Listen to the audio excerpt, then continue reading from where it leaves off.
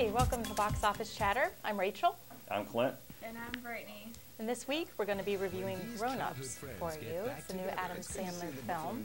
And the death of their childhood basketball coach leads to a reunion with some old friends who gather at the site of a championship celebration from years ago.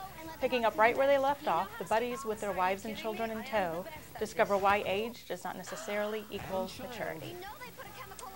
What'd you think? Brittany? I really liked it. It was hilarious. I was laughing the whole entire time. I liked it a lot. It was a typical Adam Sandler movie. I think the crudeness was watered down for a positive effect. It was a PG-13. There was not enough cussing. There wasn't enough of the sexual undertones that you would be offended to go see something like this. It was a good, funny movie. It wasn't Shakespeare by any means, but it wasn't intended to be. Yeah, I really enjoyed it.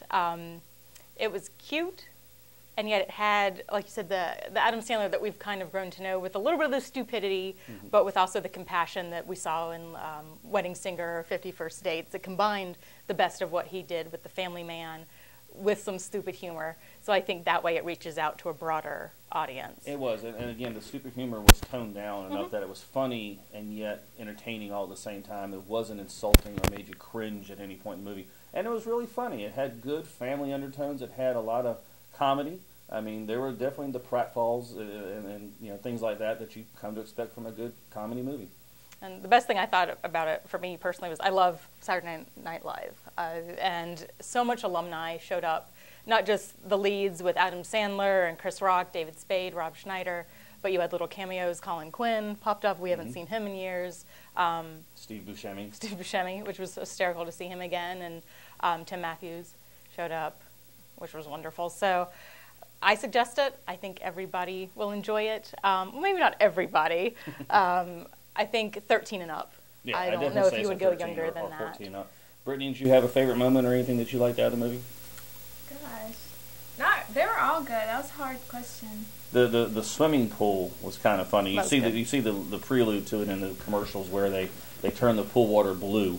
But there's other things that happen throughout that are also pretty darn funny. That was great. Maya Rudolph was great. Also another SNL alumni, pregnant the whole time, and actually in real life pregnant during that. And Joyce Van Patten, who plays Rob Schneider's wife in the movie, is great. What else has she done? I didn't recognize her. She's Dick Van Patten's wife. And he's no explains it right either, there. so. No, that was great. Great chemistry. It's a good movie. Again, you can take the older kids with you and see it and not feel like you got to cringe or cover their eyes or anything like that. So I'm not going to say my favorite Adam Sandler movie, but better than a lot of what he's done, I think, recently. What's your favorite, if you had to pick an Adam Sandler Punch film? Drunk's pretty good. That's probably okay, so one of the not typical ones that you... And I do like Spanglish. Spanglish is a good one. So you like his more serious side, so to speak? Serious, but again, it was humorous at the same time. What about you, Brittany? I really liked 50 First Dates. It's my favorite. We were just talking about that. I love the sweet side of him. And it's a chick flick, so therefore it makes sense. Speaking of chick flicks, next week we'll be back with a very special review of the new Twilight film, Eclipse. And looks like I will be doing it with a special guest. For some reason, these two just aren't up for it. So we'll be having that for you next week. And I'll have the review of M. Night Shyamalan's the original Avatar. They changed the name because there was the other Avatar coming out. And this is The Last Airbender, which was originally a cartoon on Nickelodeon. And I'll have that special effects-laden review next week. Looks wonderful. All right, so this weekend, when you're headed to the theater, you know to go to Premier Theater here in Rocky Mount and give them a call at 446-6500 to check out the times. You can also go online at uecmovies.com.